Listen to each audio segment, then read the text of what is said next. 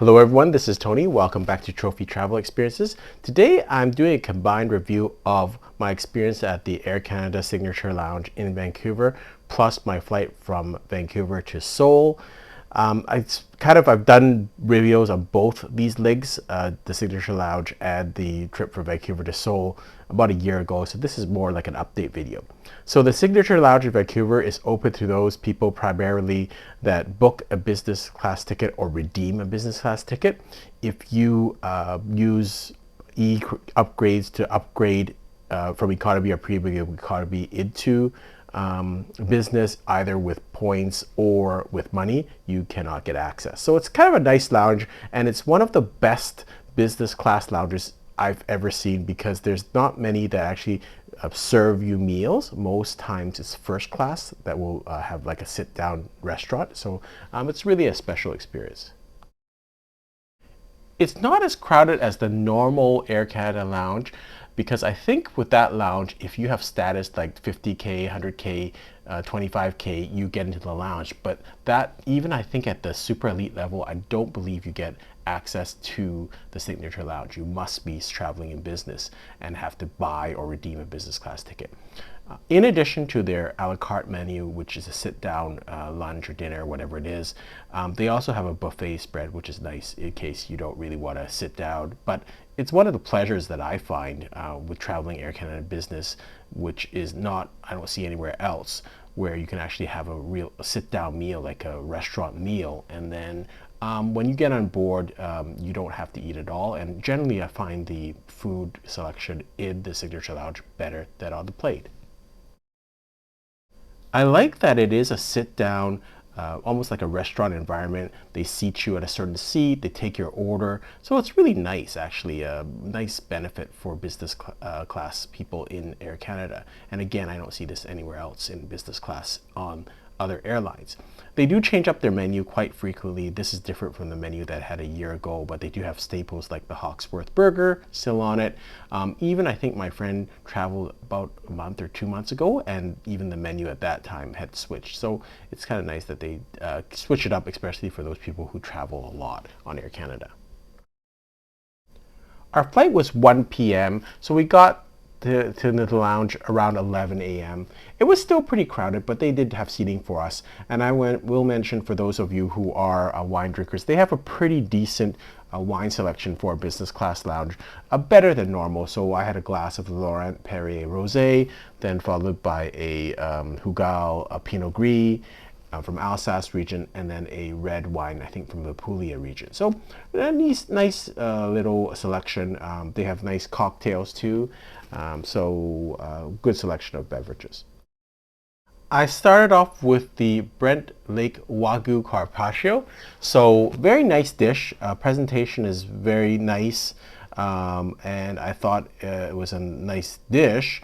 I'm not sure I appreciate it was Wagyu, but you know, it was a nice starter for me.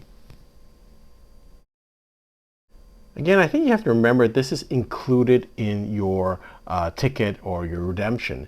It's an extra meal essentially, so that's probably why my expectation isn't high, but you know, it's actually much better, I think, than the food on board. So my wife had the spicy Szechuan wontons, and they weren't that spicy, but you know, it was a nice dish again. You know, you would expect a similar quality in a probably above average restaurant. I'm not talking about Michelin star restaurants or Michelin recommended restaurant, but probably the next tier down, a pretty upscale restaurant. This would be the food that you would expect. So really good value, I think. For my main, I had the Fraser Valley braised pork cheek with turnip cake, bok choy, cauliflower puree, and apple gratinique. And so again, nice dish, you know, pork cheek from the Fraser Valley, a turnip cake. This is quite high-end stuff. And so quite a pleasure to eat this, and pretty decent in terms of taste and presentation. So I was really happy with it. My wife had the Hawksworth burger, which is a staple in the lounge. and really safe is always great. But I just wanted to pick something different, not to be boring. So it's tempura onion ring, aged cheddar, bacon, and panelet bun. So nice burger, nice fries, good presentation. You know, this would be a burger outside that you would order, and you know, probably costs you $20–30. So all in all, I mean, it was a great meal. We kind of skipped dessert. I did have a scoop of chocolate ice cream, but really satisfying. And then you go on board, and you know, you can eat if you like, but then you can pick or choose what you want to eat on board, or you can just sleep. So I thought it was a really good start to the trip. Got on board. The flight was slightly delayed, and we got there slightly late, so about 45 minutes in total that we were off track, but not too bad. The flight number is AC063, and this is one of my favorite planes, the Boeing 787-9. It's really comfortable. It's got a lot of space for putting things, as you'll see later on. Lots of space to store things, and that's for me a big thing. And it's a very nice cabin. So here's some videos of the actual spacing. You'll see, you know, it's good design. It's got some panels, a little storage space here, which I appreciate. And then, you know, a lot of ledging. I like that a lot. Seat is comfortable. And also there's some storage underneath. So I like that too. There's a lot of space all around in the cabin, and that to me is great. These are the windows, which are kind of they dim, and I like that too. This is kind of on the middle setting, so you don't have to have it fully dark, and you know, you can have it a little bit translucent. So that's kind of a nice touch, and I'm starting to get used to these type of windows.